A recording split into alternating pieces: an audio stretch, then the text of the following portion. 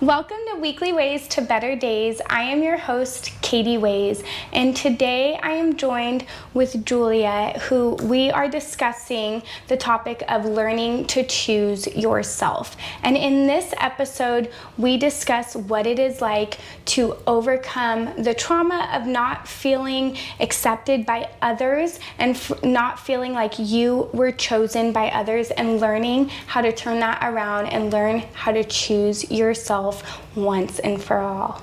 Hello. Hi. This is my friend Julia. So today she's going to tell her story of trauma and how she has healed. So Julia, go ahead and tell us a little bit about yourself. Awesome. Thank you so much. Thank you so much for having me here. I feel it's important to share our story so people can relate and use the tools that helped us to heal.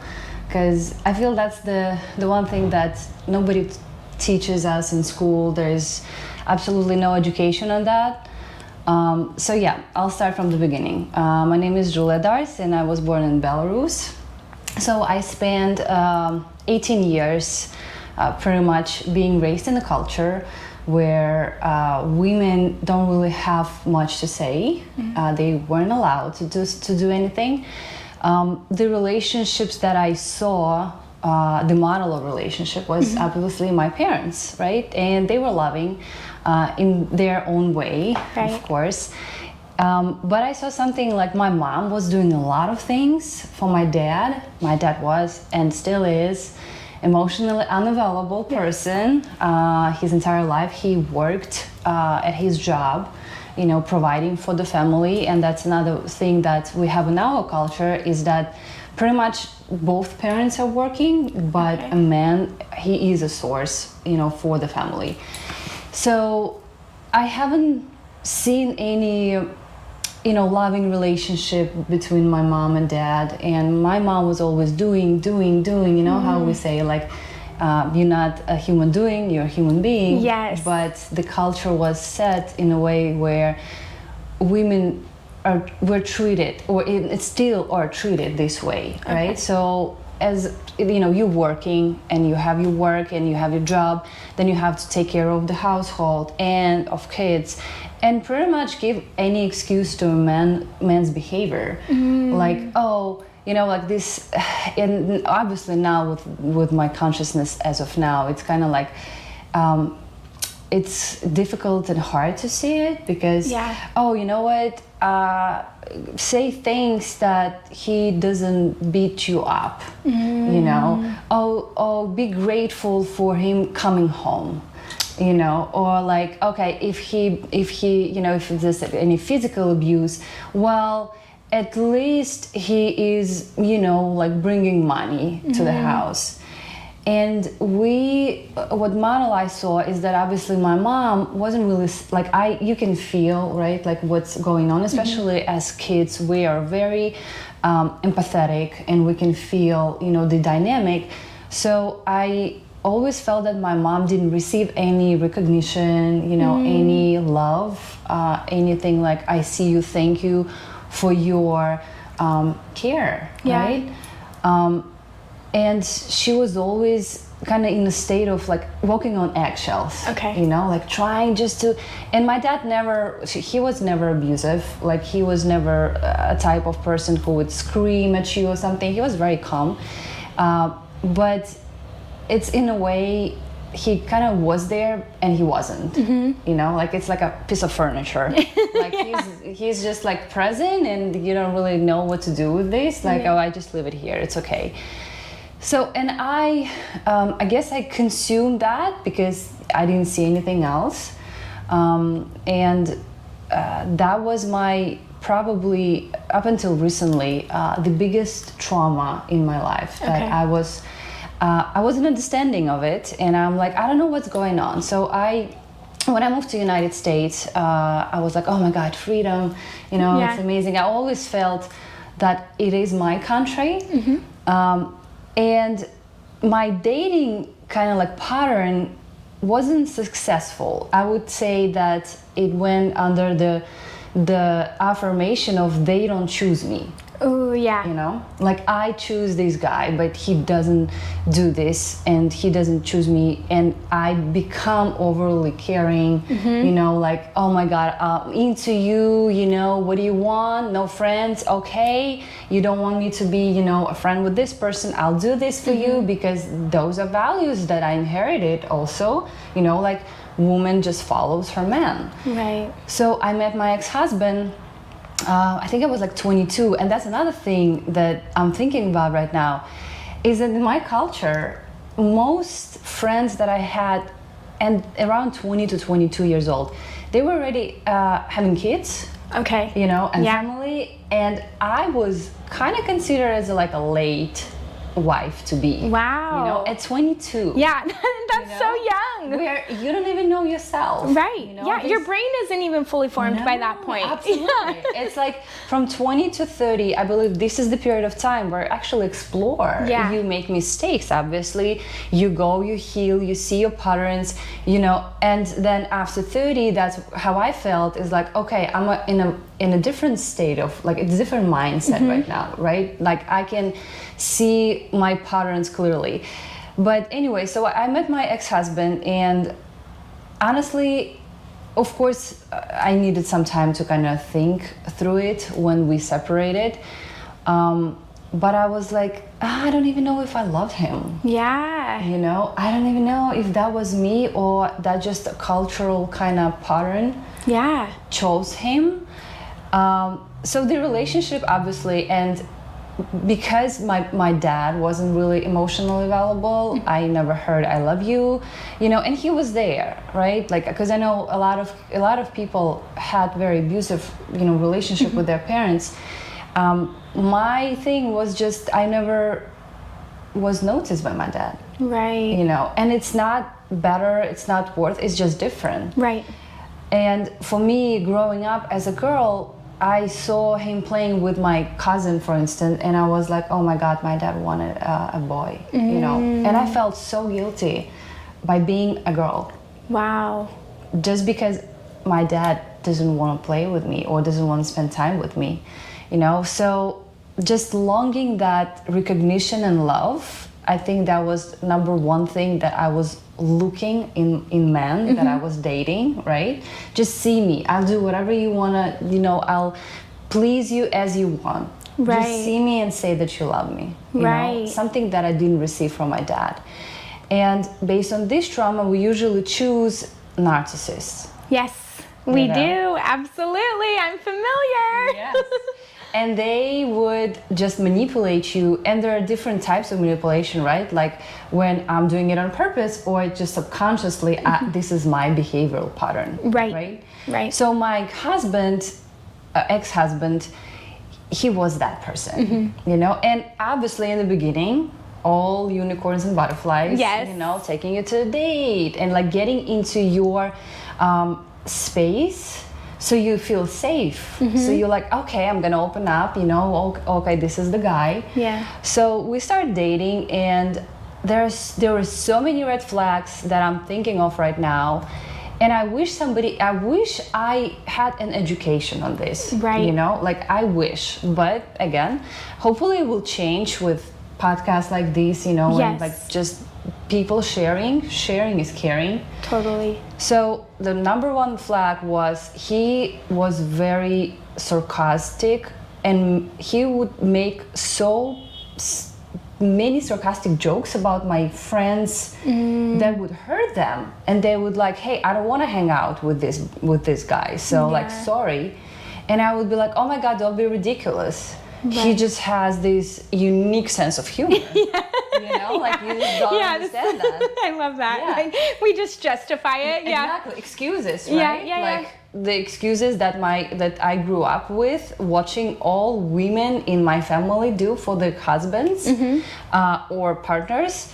So I started making those excuses for him, and obviously I felt kind of guilty, like and like, hey, like this is my partner, I'm gonna follow him. Right. So I kind of like took a step back from even being with my friends, and just I mean, in the beginning, again, this is red flag. Another red flag was that he would just sit at home, and I was working at that time. You know, I used to be a bartender, and then I started my fitness journey, started training. He was just not doing any actions, like any moves towards like, okay, so I want to find a job. So I'm like, okay, don't worry, I got this. Before I started training, you know, some people would come to me and like, hey, you have such a good body, would you train me? And I'm like, no, but I have a trainer for you. And it happened that he was a trainer as well. Okay. So I would just give them to him, and this is how I basically brought job to him. You know, like, yeah. So that was this. Then in some cases I would come home, and this is where we already moved in together. And he's just sitting and watching TV, and I'm like, did you eat? You know, it's a normal question. And he goes, no, I was waiting for you. I'm like, oh, the microwave is right there, everything is cooked. He's like, you know what, I just like when you do it. And I would, not he was waiting for you to join him, but he wanted you to do it for him. Okay. You know? And how I perceive that is like, oh my God, he loves me so much. He wants me to take care of him. You know? So that was going on for 4 years. 2 years we were dating, 2 years we were married. And funny fact, the moment he asked me to marry him, I had that voice in my head, no, say no, right? And this goes to setting boundaries, right? And do you know your own boundaries? So even though my entire body was screaming, do not accept the offer. Yeah. I said, well, and now I'm remembering this exact moment where I'm sitting there. It was like a spa. It was very beautiful. And I'm like, well, but he bought this, you know, he bought this ring. Yeah. We already live together, and it's kind of time for me. I don't have kids yet. So I just say yes, you know, like out of fear of staying alone, out of fear of what if there's no one, you know, after him at 22, right? Like, just like thinking that it's crazy, but that was a real moment for me, you know, it's nothing, not that I'm like, oh my God. So I said yes. And then it was just every birthday I spent in tears because something was bad.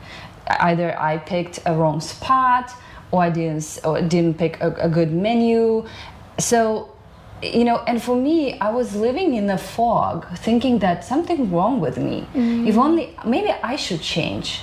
You know, maybe I should do certain things differently, and he would change. So I couldn't accept, and at that point, I didn't even know that, I was married to a guy who I created in my head. Versus who he actually was. Yes, you know, and that's a big thing with being in unhealthy relationship is, yes, there is a connection, and obviously there's probably a physical connection, you know, that spark, as we say, but you gotta take the person for who he is right now. Yes, you know? Versus who you want them to be. And so I've done that so many times, and so many people do that. They have this image of the potential of what they see. Yes, it's the potential. And then they don't reach the potential because that's not who they are. No. Yeah, and we fall in love with their potential versus the reality of who they are. Yes, you created that image in your head that this is who he is, you know, and obviously this was driving me to do different things, to improve, and obviously it takes two to dance tango, right? Like, I'm not saying I was a perfect wife at that point. At 22, I just got out of like kindergarten, I guess you can say. Yeah. So, but the guilt I felt and everything that was going on, I would take as my fault, you know, and he obviously saw it. He obviously, you know, felt it. So the moment you give that vibe to the narcissist, he would grab you. So anything that I did was my fault. Right. We got into the business where I completely told him, look, we're not gonna pull it off because, you know, we're just not there yet financially. We can't invest so much money. He said that I'm stupid and that I don't see a bigger picture. And at that point I was like, well, maybe he's right. You know, maybe I am stupid. Maybe Right. he knows better. So we ended up obviously losing a lot of money. Then I discovered that he was unfaithful to me, and that was the end. Like, but even at that point, I was like, oh my God, maybe there's a hope. And he would say, hey, let's just separate for now, and maybe. And I grabbed to this maybe for so long, and I felt that I am trapped. That is like a box where I'm sitting in. It's dark. I'm crying, and I don't know how to get out of there. Like, I don't see the exit. So that's where I reached out to a psychologist, and I'm like, I need help, because it's very hard to see the door when you are so invested, you're so focused in there. You don't see other ways. So, and obviously I was blaming him for everything that went down. I'm like, okay, this is your fault. I was so considerate, la la la. And I remember this crucial question that gave me my power back when my therapist asked me, whose fault is this? And I said, well, his. He's like, well, think more. I'm like, well, this didn't go well, and this is maybe, the consequences, circumstances, la la la. He goes, I'm like, okay, you know what? Give me like some time. I need to sit with this because I don't know the answer now.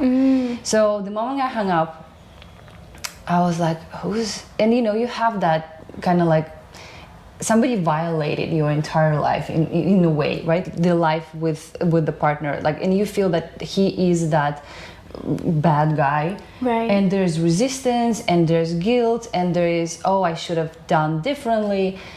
And I'm sitting in my car, and I'm like, oh, it's on me.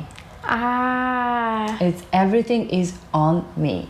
I'm not disregarding his bad behavior, like, by no means, but the choice. Yes. You always have that choice. Yes. So the moment I felt that this is my choice, and it was my choice to stay with him, it was painful. Like, I don't think anybody likes to feel that, like, oh my God, that's on me. Everything is on me. But it was so freeing and liberating. And I'm like, oh yeah, totally. I could have said no to the ring, but I said yes. So that's where I started that kind of like journey of, going through this trauma. But I didn't have any resources back then. Like, 22, I'm like, well, just next guy would be different. So after kind of like finishing up this, and it was nasty. I'm not gonna say like this, just the amount of hate he poured on me with bad words and stuff like that. And obviously I took it personally. That's another thing, right? Right. But it wasn't so much about me as so much about him. Right. Right. Like, he was hurting, probably his ego was hurting.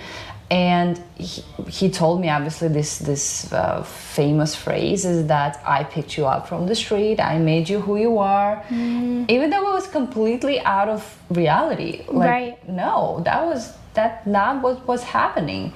If something, I pushed you a little bit towards the, going out your comfort zone. So I was just frustrated with, like, okay, that didn't work, and obviously I felt like a failure. Yeah. That the wife, and again, in my culture, it's on you. It's on a woman. For the failure, right? Because you're supposed to allow all of this behavior, which is fascinating because I feel like taking ownership for your part is the most powerful thing we can do, and it is what most of us who stay in a victim mentality and blame everyone else, we don't do that, and it is so uncomfortable. But I have to say, for myself, in every single circumstance that I have ever been through, the moment that I take responsibility for my part, so like, I've been abused, and I don't take responsibility for the abuse, but I take responsibility for my actions after, right? And so taking responsibility for how you show up, what you've done, taking responsibility for your part is so empowering. And it doesn't mean that you are excusing the other person's behavior or discounting what they've done, but that is how you heal. That is how you move forward. That's how you move out of that space of recreating these circumstances over and over and over again. And it's like, I really wanted to emphasize that, because that is the moment of taking your power back, is when you realize your part in it. Like you said, you're not taking accountability for his behaviors. You're taking accountability for not listening to your inner being, for saying yes, for doing things in a manner that didn't feel right for you. And that is such a hard pill to swallow. And I think very important here is when you taking that, power back, do not blame yourself. Have compassion to the not knowing part. Yes. Because I feel like many people, they start blaming themselves. Oh my God, what have I done? Because, well, you've done the best you knew back then. 100%. Like, that's why we learn. That's why you reflect. That's why I feel like just reflecting, integrating your lessons is such a key. And that's why if you're asking why you're going through the same pattern again and again and again, because you haven't integrated anything. Right. You may notice that, but then you have to do something. And change. Yes, and change. Right. So like practices, meditation, when you're going inside of your body, when you're going inside yourself, there's no one around, allows you to kind of feel and hear yourself, right? Yes. So please do not blame yourself for anything you've done, because that's not a way. Blame creates shame, right? And shame is not a useful emotion. It just is not. And so there's a difference for taking ownership versus blaming yourself. And one of my favorite phrases ever is, I just didn't know. Like, I just didn't know. And then you're like, okay, that gives you some compassion. And then it's like, okay, now that I know, what am I going to do next, right? How am I going to change the future? How am I going to go about this differently now that I do know? And I think that that is such a key piece in healing, overcoming, and changing, is not blaming ourselves, because, or blaming anyone else. Yeah, absolutely. Blame in general, it just doesn't, it doesn't serve anyone. So taking ownership, allowing yourself to see, okay, this is why I was in this situation, because I did this and I did this, and I didn't know any better, and this is what I'm going to do going forward. Yes, that's a key thing. This is what, you need to have a clear plan for you. Right. What if this happens again? What are you going to do? Right. What kind of boundaries you're going to set for not even romantic relationship, but everyone, including right? yourself. And yourself. Yes, yes. And yourself, because that's actually leads to the, I'm just gonna fast forward 5 years probably. I actually ended up being in relationship where I've learned a lot. They were in a way not really healthy, but again, we managed just to get out of that with compassion, and we are amazing friends right now, right? But I haven't integrated anything yet, because again, I'm like, you know what?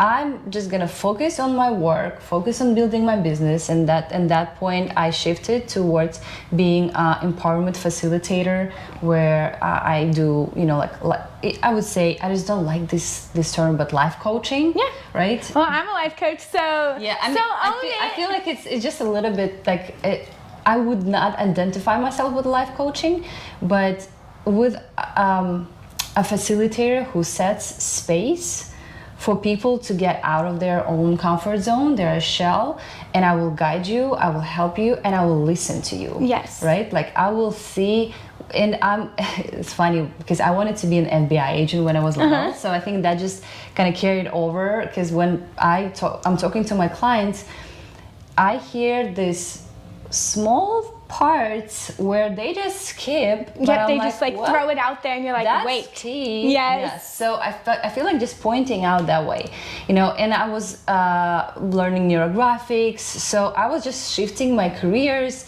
and I'm like, I'm just gonna focus on my job, and that was obviously, so we also have to be aware of where we just avoiding Yes. dealing with this, right? And I Absolutely. certainly was avoiding it. I'm Right. like, you know, dating is not for me right now. I just need to focus everything on this. And, you know, obviously in some period of your lives, the balance will shift towards one way or another. Until I met, and it was a funny kind of like funny story, I would say. My friend was visiting me from Colorado, and she was my student, and then kind of like we just ended up, you know, developing a very close friendship. So she visited me here in Austin, and she's like, let's go. And she's a career bartender. So Okay. obviously that's her life. That's her passion. Yeah. And I wasn't going out, like, I mean, for 4 years probably I didn't go out. Like I'm like, you know, I don't want to do this. And she's like, let's go. So she took me out of my comfort zone, and we just ended up going bars to bars, like live music, you Yeah. know, it's just so fun. I love music, I love dancing. And we ended up in one of the bars here, and I saw this guy, he was performing, and I'm like, ooh, he's hot. Yeah. You know, and then the first phrase that I said to her, but he also has a lot of trauma and pain. That's because I'm an empath. Yeah. And I'm like, and he's not a dating material as of now. You're like, I already see it. Yes, but it did not stop me. Yeah, right? So, It doesn't. no. It usually doesn't. No. I'm like, this is just like, oh, it's just some sort of spark, you know, that Yeah. one, that's like, oh my God, this is probably the one. Yeah, he So, must be the yes. one. He has And- lots of fixing that needs to be Yeah, done. exactly. I can help. What happened is that I didn't choose this guy. My trauma chose the guy. Yes. You know, Ooh, and so we're powerful. so drawn to this kind of personalities, and he's an amazing person. Like I've seen through him. We started chatting. We kind of started dating super fast because I didn't see the like. For me, I'd rather go all in the beginning just to know you, and then don't end up spending 3 years, you know, in like these short, like slow steps. No, I know you in a month or two, and then I can have a clear vision of whether or not I want to go with you, right? So at least this is how I see it. So we ended up kind of developing in fast, but in the beginning, obviously, again, all beautiful dates. He's very considerate. We went to the movies once, and I'm super cold. I can get very cold. So he brought, you know, like a blanket for me, and I'm like, my God, This is amazing. nobody done it for me. Like, right? Yeah. Like, if you think about, oh my God, it's a blanket. Yeah. You know? Like, and yes, like people should just be like, kind of like, they should feel you, Right. Like, and it's just a care about another person. Like, I would do the same for my friend, for Right. another partner, right? So it's nothing like outside of ordinary, Right. You know. But for me, it was. Yeah. So, and I was like, oh my God, that's so good. But then at one moment, I saw myself clinging, right? Like I'm like, oh, I wonder what he's doing. Like, oh, he's like, and I started noticing my behavior before making any conclusions. I'm like, okay, first thing, and because he was working night shifts, I was waking up and I'm like going to my phone. Anxious attachment. Yes. I'm like, oh, okay, yeah, oh yeah, there's a message. Yeah, right. It gives you a little dopamine hit. Yes. You're like, and I was so high, I'm gonna tell you that like this kind of like sparks, right? Like the dopamine, your brain actually reacts as you were high on 100%. drugs. 100%. So I was so high, I could have just go to his work, stay, and we were talking hours and hours on end. Stay until 6 a.m. in the morning, go home, have 3 hours of sleep, and just go do my thing, you know? And I'm like, oh my God, where this energy is coming from? Yeah. I'm loving it. Let me have more. Dopamine. You know? More dopamine. Yes, more dopamine. More dopamine. Exactly. So I was not only in the fog that I wasn't with my ex-husband, I was somewhere in heaven and just not seeing anything was going on. I completely disregarded my health, my boundaries, what I was doing. I was thinking I'm a superwoman who can just pull up 3 hours of sleep. Yeah. You know, and at that point I also had a very major kind of like shift in my life, moving and just like switching certain things around. That also he was there to support me. Boom, another kind of bonding, you know. Trauma bonding. Yes, and in our dynamic, I didn't notice, again, a lot of red flags. Like he was constantly telling me about his previous relationships, like how it didn't go well, how he was invested, and they would treat him poorly and say, well, I'm sorry, I'm not seeing you as a long term, right? And to me, it just did not ring a bell. And I'm like, oh my, like now I'm like, wow, girl, that was far out. But like, you should, if you, like, the partner or the guy in my case would tell you the answers. You know, like they do. They reveal it. Yes, you don't have to like. You don't have to ask. No, they just tell you. Yeah, so they do. To me, at that point, I should have like, well, why? I mean, if that happens once, okay. But if all of like girls he was seeing were telling him this, maybe there is something, and like he's the common denominator. Yes, absolutely. You know, and again, like I'm not saying he's bad. Right. He's absolutely amazing soul, and like when we were separating, I told him this, like, look, thank you so much.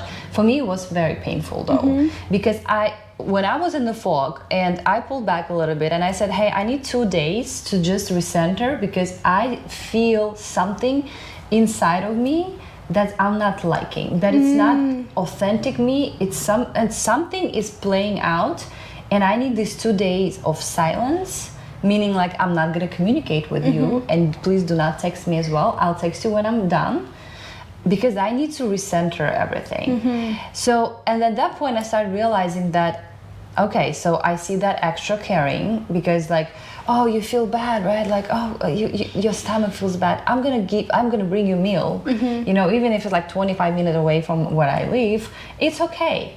And you would say, yes, it's care, right? Like you, obviously I care about you, you know, obviously I like you, but then I didn't see that it's kind of a little bit off, you know, and exactly like just going, like he's a grown-up man, right? Yeah, he can take care of himself. Exactly. Not to be that like, oh my god, I'll bring you everything, I'll help you, whatever.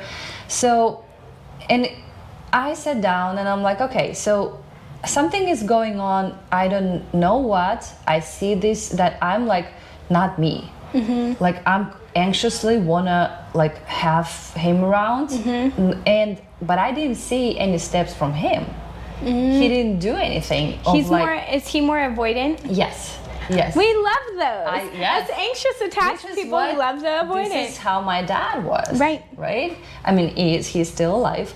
So, and for me, it was big, like the biggest thing why I started certain conversation, because I'm like, well, I don't see any moves from you, right? You tell me that, oh, today is gonna be your, and he works obviously like a lot of hours. He teaches his students, and okay, look, I don't need 24/7. Just give me 1 day where we can, you know, hang out, and it's a normal desire. Don't feel that it's not normal to want it to be with a person, right? It's not that attachment, but again, like for me, it wasn't 24/7. It was like, give me 1 day. Let's go figure out certain things. Let's go talk. Let's go see how we are in this environment, just to see if we're okay. Like I don't want to spend time on just doing dating, right? Like I don't want to do it right now, and I made it clear for him in the beginning. That's what another thing that I'm like, well, I told him, then probably he is on the same page with me, you know? No, bad assumption. So, and obviously relationships shifted. He pulled back a lot, you know, like ignoring certain messages, and obviously that's like, oh my god, I've done something wrong, you know, the blame thing. So we met up and he said, look, I'm just not in the mental space right now, and I am so grateful for that conversation. I wish guys can actually see this and make it clear to a partner, or guys or girls, right, that look, as much as I want it to work, I like you a lot, and it's not about you. I'm just not in the mental capacity to give you what you want, and I feel you deserve better treatment, right? So his trauma, and this is how it happens, we can trauma bond. So as well as he triggered the trauma in me, right? That abandonment, like my dad didn't see me, didn't say I love you, as well as I triggered it a lot of, because we mirror each other, right? So if he wasn't triggered by anything, There would be just conversation saying, hey, look, is everything okay? Let's talk. I want to see you, right? So everything would go in the flow in a way. So, and he had these traumatic events in his relationships, and I was understanding, obviously, but understanding doesn't mean that you have to sacrifice now your own well-being and the way you see relationship for just because you understand things. And I feel like the empathetic people, empathetic women, we're so understanding, overly understanding. Like, oh my God, he screamed at me because he had this stressful day at work. I totally understand. No.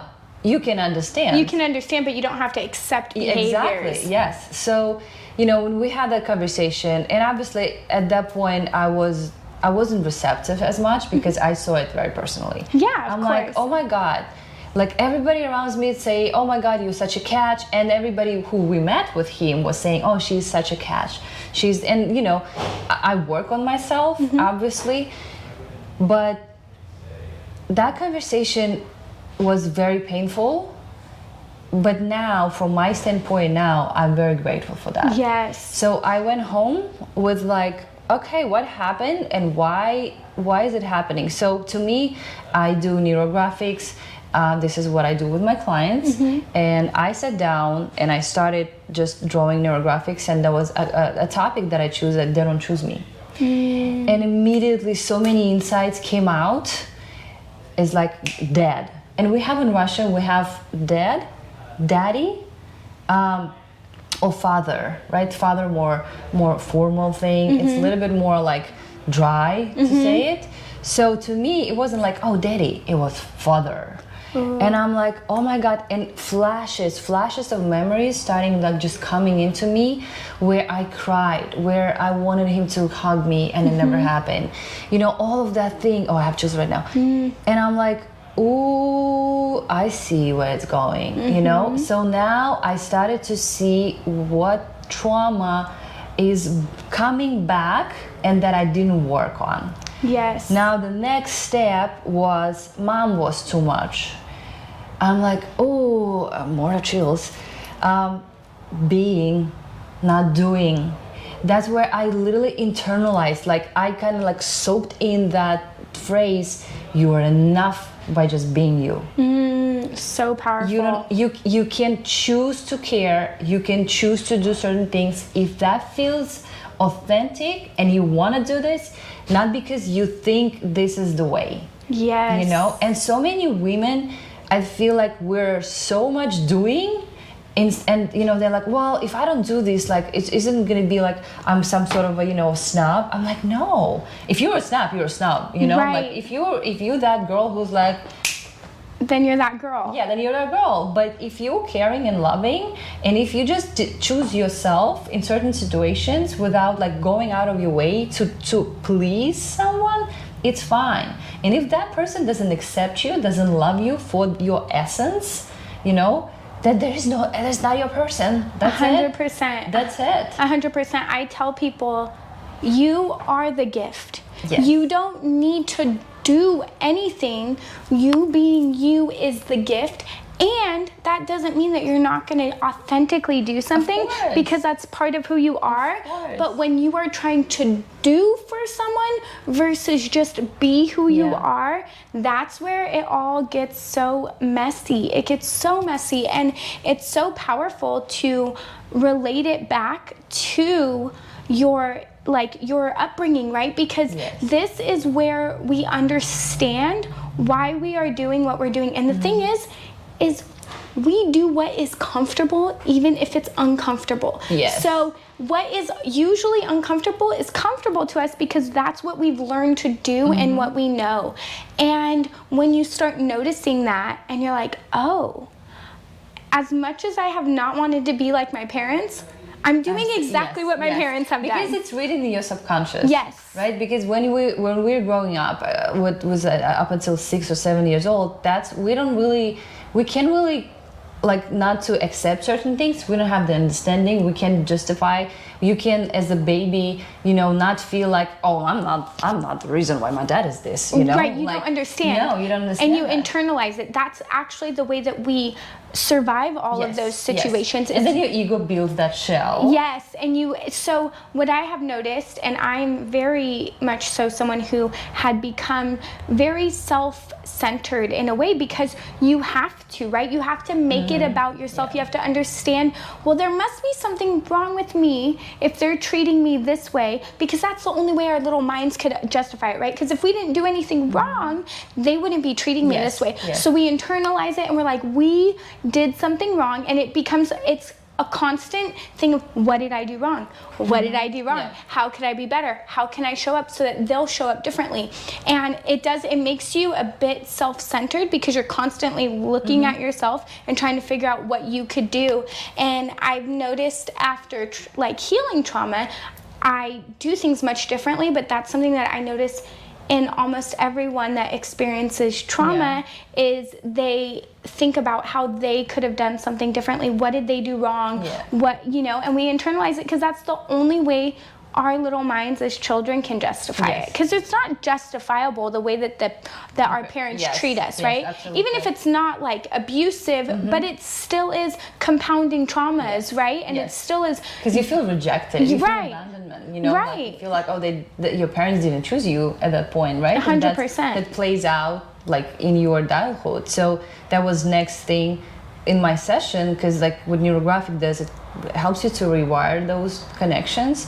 The next thing was, you never chose yourself. I started crying. Yeah. I was sitting there, the tears were just like pouring out of me, and I'm like, oh my God, I never did.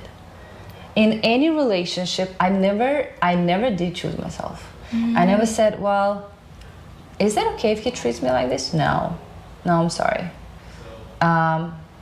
Sorry, I like you a lot, but that was no, you know. Yeah, that's not okay. Yes, and this goes to the boundaries for yourself, right? To just, did you choose yourself in that situation? Did you really love yourself? Because what other people do, they mirror us. 100%. So if they didn't choose me, probably I didn't choose myself at that point. 100%. You know? Because they follow your lead. Yes. They only treat you the way that you allow. Exactly. That's it. They only treat you the way that you allow.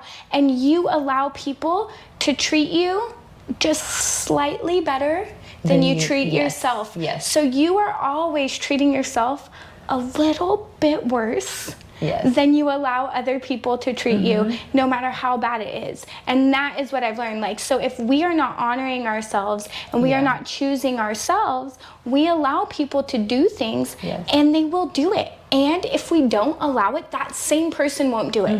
The same person. Yeah, you get what you kind of, you know, put in front of, like, into the world, right? And also this is like, love your neighbor as yourself. So people take it differently and wrong in a way like, oh, I'm gonna love somebody else. No. You really cannot love somebody else as authentically if you don't love yourself 100%. first, you right? can't. And it's not selfish. No. It's actually selfless. It is, 100%. Right? Because then you would, setting boundaries like this would show people and would give them a choice whether or not they want to interact with you, you know, with authentic self. And that would just set many relationship, friendship or romantic relationship, or, you know, at work, career, in the right way. Yes. You know, from 100%. the get-go. But then we have to know these boundaries. And what's interesting is that the last point, like it kind of like that I got from this session, I called my dad, right? It was so uncomfortable. And I'm like, look, you know, Dad, I have a conversation with you, like, and I would really like to discuss and just tell you how I feel, right? Like, I'm not blaming you. I just want to open up. And, you know, you never in my life, even now, and it wasn't like in a blaming way, right? But I wanted just him to hear this. And I did it for myself. And I'm like, I honestly thought you want a boy, and you never came to my dancing performance and shows. You never said, oh my God, you're such a good dancer, thank you, like, oh my God, you know. And what he said, you're right. He said, I was never present. I did not know how to raise a girl. You know, and that just alone gave me a lot of different perspectives on like, oh, okay. And I know his childhood, right? Like this is the model that he inherited. Right. So to me it was that I was thinking still like probably if we talk and he did tell me that he loves me in the beginning and that he's proud of me. But the moment I also hang up the phone, I'm like, well, I didn't do this. Like I feel a little bit of release, but this is not it. And that's why I remember my last point is you gotta give it to yourself. And yes, the trauma, it's very important to recognize, right? To reflect. But the only one person who can give you that recognition is you. So I sat down and clearly said, I've never noticed myself with any like things that I've done. Build a website that probably cost like $10,000. I literally sat down there. I never said, oh my God, good job. You know, so what I did is that I went, there's a 360 bridge overview, and I went for meditation there. I need some elevation when I meditate. So I sat down and I literally asked myself, who is that little girl who's constantly choosing that traumatic relationship? So I saw her and immediately just number came out, it was 8 years old. And I'm like, I'm gonna be the best parent for you. I'm gonna be the best dad and the best mom. So I'm gonna learn how to parent myself and how to give myself that love. And you, little girl, I'm gonna love you. And you loved. And I was like, oh my God, it felt so freeing. Yeah. That I have nobody else has this power over me but me. That. Nobody else has this power over me but me. It's so true. And when you realize that, you're free. Yeah. You're free. And all of a sudden, I didn't feel any need to even text my friends, you know, or any need to call and talk hours and hours with some friends that what I used to do. I'm like, I have me, and I'm not saying like, oh, now I'm not gonna. No, it's just in that situation, I felt so much power, and clearly, like that's where my boundaries started developing. I'm like, okay, let's sit down, let's see what's okay, what's not. Let's speak authentically. Let's get the truth out. If the guy is asking you, do you want kids? I would say, I do not know. I don't know. I don't know yet. You're asking me in a position where I have no idea. I haven't thought about it yet, right? And I may not, but I'm telling you from the now and on, without fear of feeling that he's gonna, oh, you know what, like bye. Yeah. You know, okay, then bye. Things can change, your priorities changes, and I hope your priorities changes and your beliefs change, you know, so you can actually, every time you internalize something, you can open up that new part of yourself that you didn't know, you know, like that free spirit, where it's like, yeah, I'm free of just choosing myself. 100%. Yeah. And I have noticed, tell me if you've noticed this, but I have 100% noticed that every time I show up as my authentic self, I actually get people that appreciate and accept me for my authentic self. So when every time I say what's on my heart, every time I say the things that I think I shouldn't be saying because I don't want to make someone else feel a certain way, I am received in such a better way. And if someone doesn't, it's like, well, that's okay. Like, if that's not what you want, then that's okay. But I have been blown away with the fact of how many people just accept me and my authentic self when I am my authentic self. Once I've accepted this within me, other people accept it. And I'm surrounded by people that will accept it. And once I allow myself to be seen fully, people see me and they're like, I see you for you. Yes. And it's so freaking powerful. And I feel like that is like such a powerful thing for people to understand, is that once you fully embrace who you are and you just say the things that you need to say and you're honest, the right people will be there and the wrong people will go away. Oh my God, and yes, that is such yes, a blessing. thank you. It is blessing. I feel like a lot of, and I felt that too, you know, like when I reflect right now on certain choices I made or I didn't make, I'm like, well, I was just worrying about what other people will say, you know, how they, and now with social media, obviously we like people like who are going forward and who are speaking truthfully, it's a lot of pressure, you know, on top of it. So, but you gotta understand that it's always what I say to my client, like, you may feel right now as you losing, but let's see it, let's reframe, you know, like that pattern, that breakup is actually amazing thing, you know, that we just been told that breakups are bad, right? You know, oh my God, and I lost this. You didn't lose anything. No. You gain. You gain a lot of knowledge if you internalize and integrate everything you got through this relationship. You know, like write your own manual. And I totally I love this approach. I do it with my clients all the time. Do you have your manual? You know, like when you buy, I don't know, a new device, electronic device, you should read what you should or should not do, right?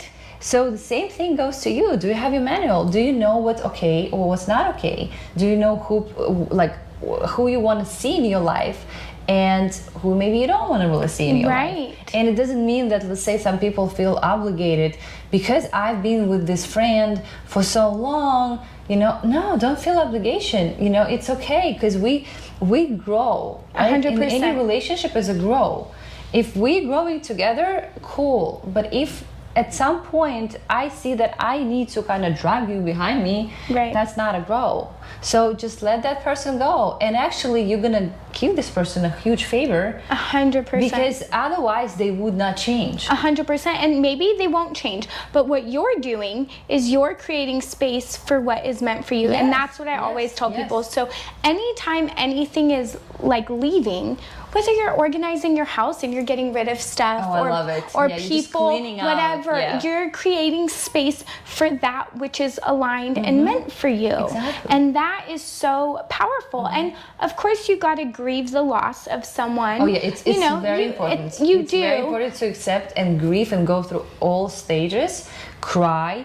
Don't try to, you know, like get things into your life or call your friends or like go party or drugs or alcohol or healthy activities, like gym or extra fitness, extra stuff. Like, no, just be with yourself. Just feel. That is something I have learned how to do. So I don't use coping mechanisms, meaning unhealthy or healthy. So gym, any of that. I don't, the only time I work out is to work out. I'm not doing it to relieve feelings. When I'm uncomfortable, when I'm having feelings, that is the hard work of sitting in your feelings. And I think when you learn how to sit in your feelings and process it, then you get to move forward so quickly. And sometimes you're going to be surprised. Maybe the tears aren't going to come. And that's okay too. Because I have learned as I'm growing and I'm allowing what is right for me and I'm like, my nervous system is regulated. Moments where I would have cried before, I don't cry. I'm just like, okay, this is what it is. I still process and I still allow myself to feel what comes up. And I'm not saying, I think crying is beautiful and I think it's important, but when you start doing what is right for you and you start seeing things differently and you start to see that it's not a loss, it's actually a gain because you have learned so much, you're welcoming new energy into your life, you're honoring yourself. And I really believe, and this is so powerful. So when you honor yourself, instead of dishonoring yourself because you're trying to appease someone, you're gonna feel so much better. Because every time we do something for someone else that isn't in alignment with us, we reject ourselves. So every time we reject ourselves to try and get acceptance from someone else, it is going to feel far worse than if someone else rejects us. Yes. And that is something I have learned that I think I want to like shout out the rooftops, is like self-rejection is far worse than rejection from another person.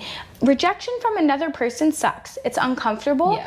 But it's also maybe just about them. Right, you know? 100%. And just like, look, we're just not compatible, or like you know, like I just don't see it. 100%. And it's fine. You have to know that it's fine. You have to actually be okay with hearing no. Right. And it's not always about that you're not enough, or that you don't have you know, a body shape, or you don't have that or that. No, it's just things like, you know, it just doesn't happen. So it's okay.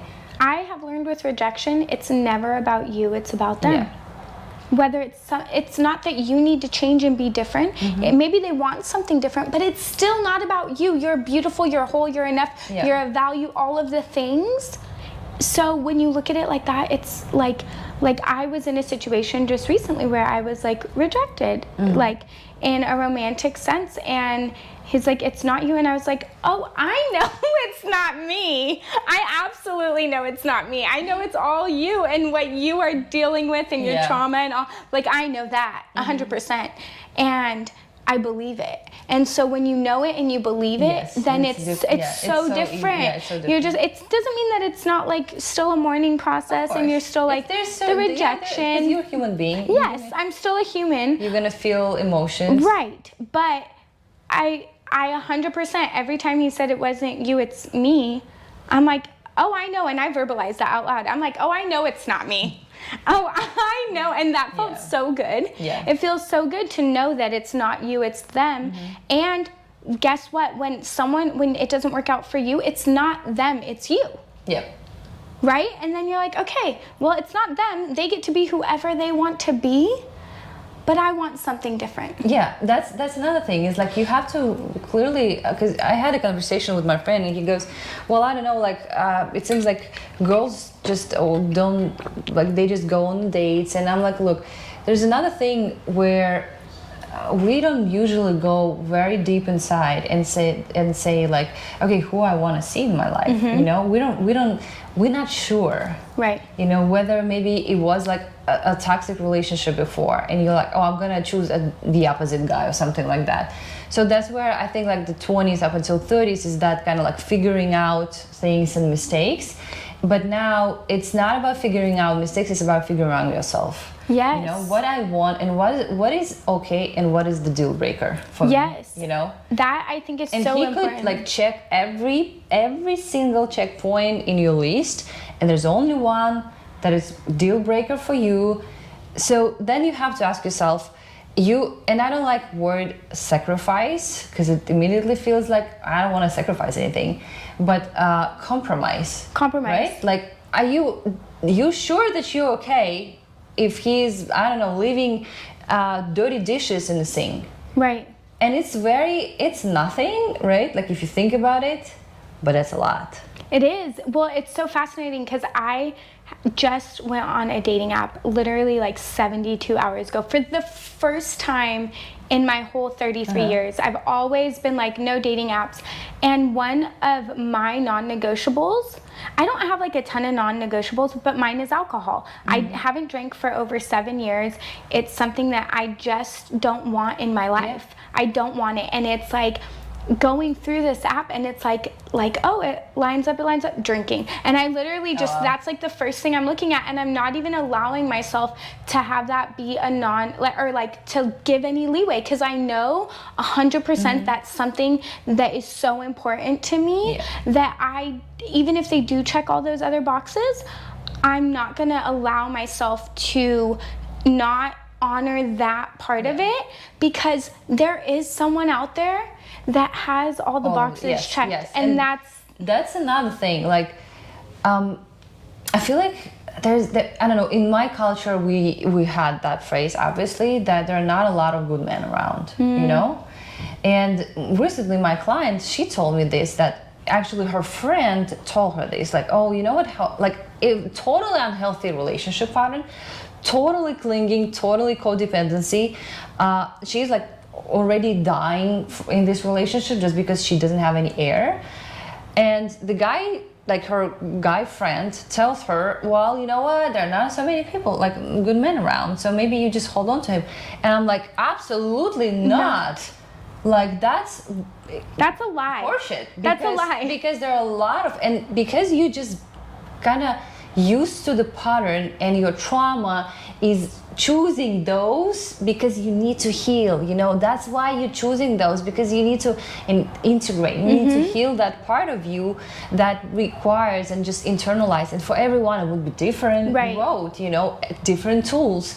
But you know, you have this podcast and people can choose, okay, so this resonates with me, you know, like maybe dancing, maybe like moving, maybe just meditation, journaling, right? Coaching. I feel it's so important to have a coach. Oh yeah. You know, it's so important. Like I have my coach, right? Because sometimes I just don't want to, I can see certain things, and the person will see that, right? Because he is not in the moment with you. He is an observer who can guide you through things, right? 100%. So, and where you have that space to open up, to just be vulnerable, right? And to heal, that's where you will see how many beautiful people around. Yes. And that they all, and like literally the moment I process through this, and it's still going on, right? Like I'm not saying like, oh, I just sat down. I may just process certain things faster just because I've been in self-development so many years, but it's just a skill. And I'm like, the moment I kind of like let it go and let it sink a little bit more, you know, reflected on things, I got to see many men around me who I was like, oh, yeah, he's interesting. Oh, that one is too. Yeah. I'm like, oh, wow. You know? And you would be like, okay, I was living under the rock.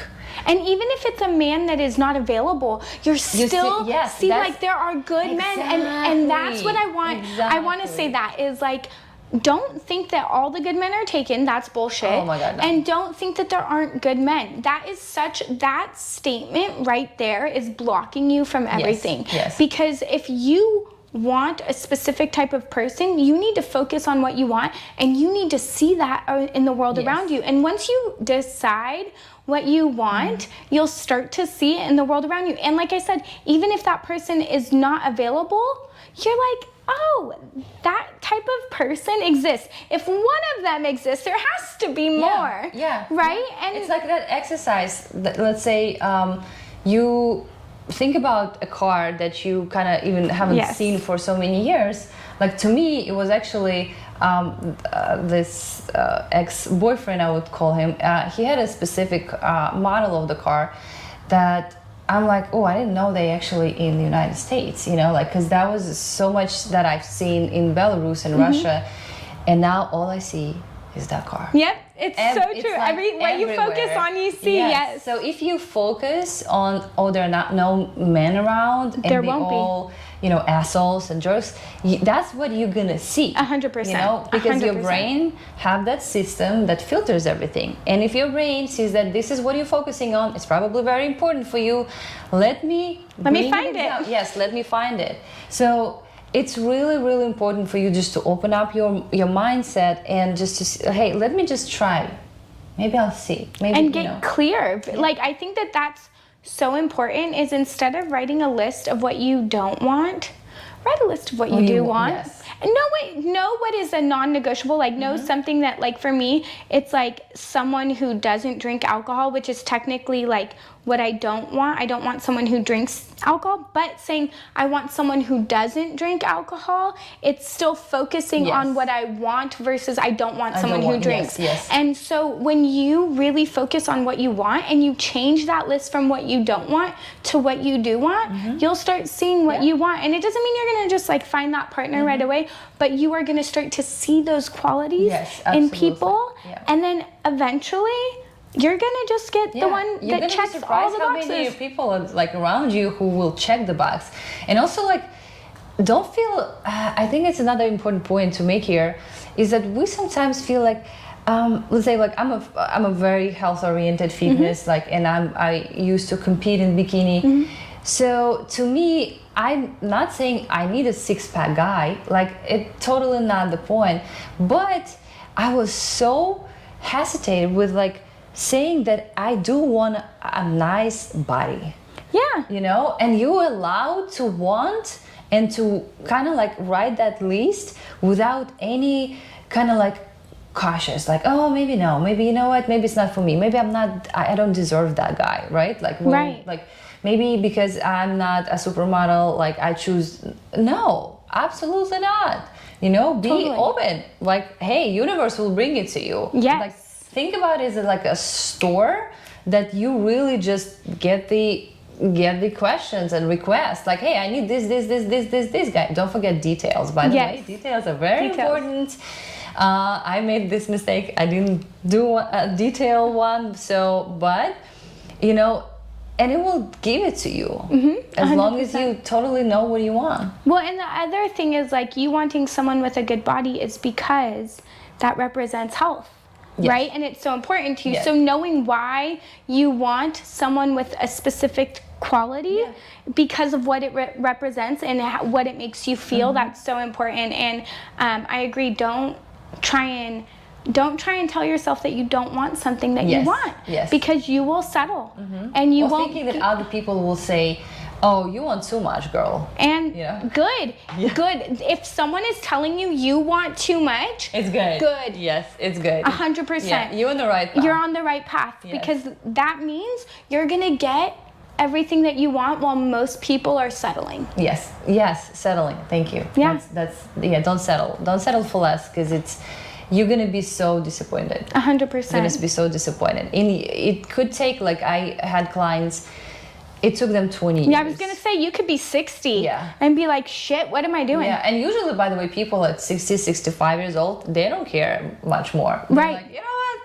Fuck you it. See? Yeah, you see those grandmas, like, shaking their butts and like we're going crazy. That's why, because they're like, you know what, like I really, and that's what I don't want anyone to experience, is that to say, I wish I'd done it. Right. You know? Do it now. I wish, when you already lost so many years. Just nothing, there's only one life, and this only one life is yours, you know, and you have the power to create the life you want. Do not settle, do not think you're less than anybody else. Do not compare yourself to anybody else. Please just be your authentic self, know your boundaries, and create space around you and people who you truly enjoy being with. Not like, oh, I'm just obligated to talk to my sister because she's my sister. No, you know, you don't owe anyone anything, even your parents. 100%. They choose to have you.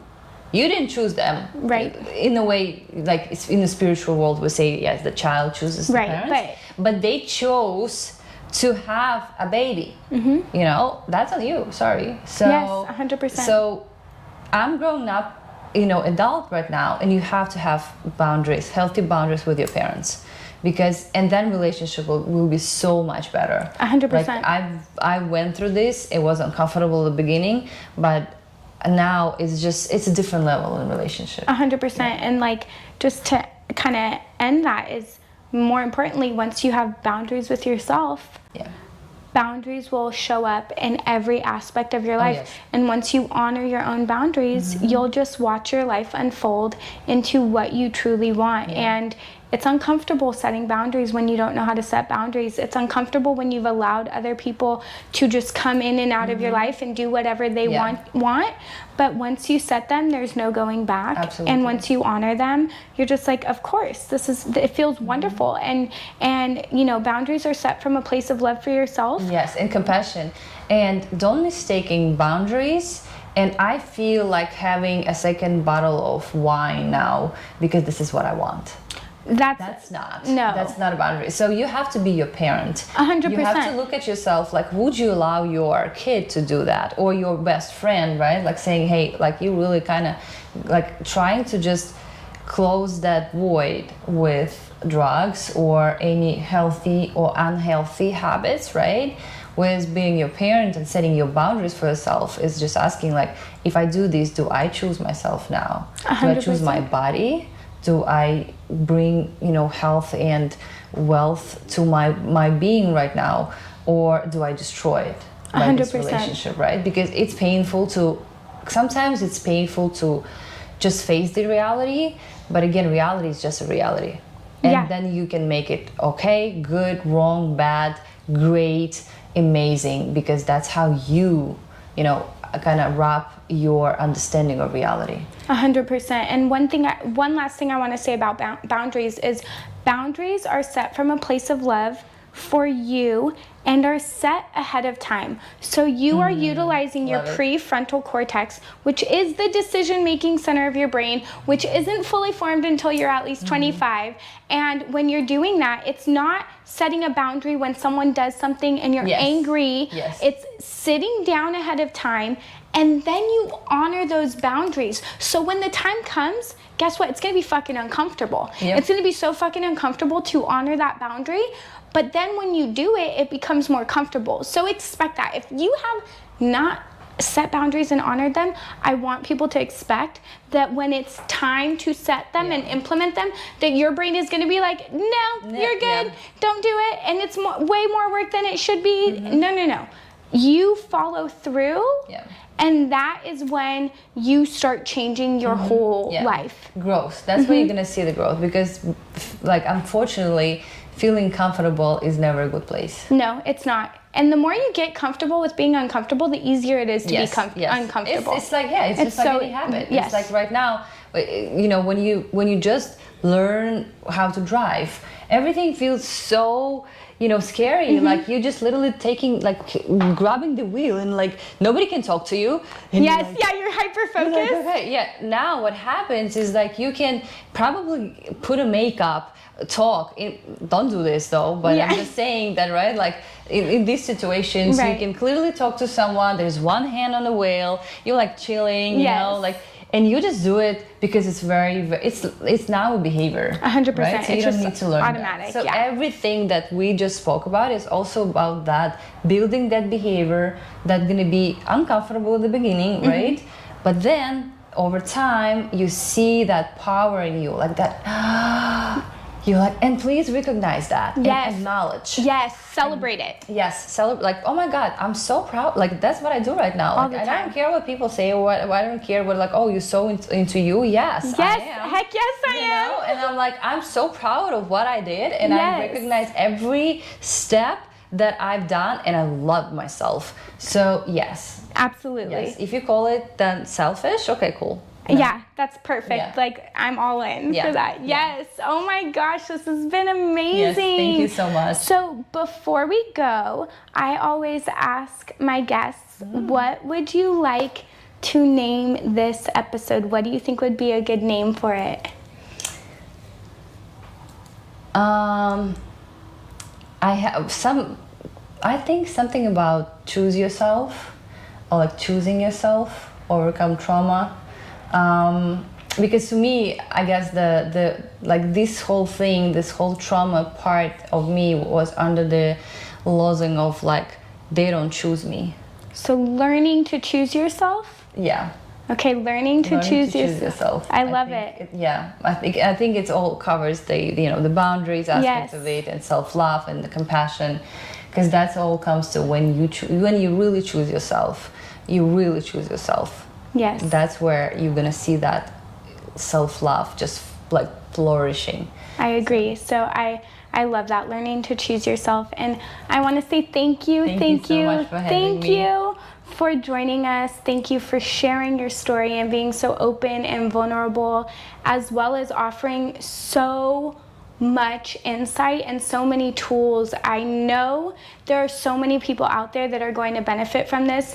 Your story, although it's unique to you, it's not unique. So many people all go through same thing, just different sources. Yes, and I think it's very important to talk about these compounding traumas that are not like such a big trauma, because those tend to affect us more than even the big, large traumas. And so I just am so grateful for this opportunity. You are such a beautiful soul, and you are doing so much in the realm of spreading love and spreading encouragement and healing. And I am so grateful to know you, because every time I meet someone like that, I just feel like, oh my goodness, God has answered my prayers to be in alignment with people that are healing themselves and helping others heal. And it's just such a pleasure. And so thank you. Because you attract something what is vibrating out of you.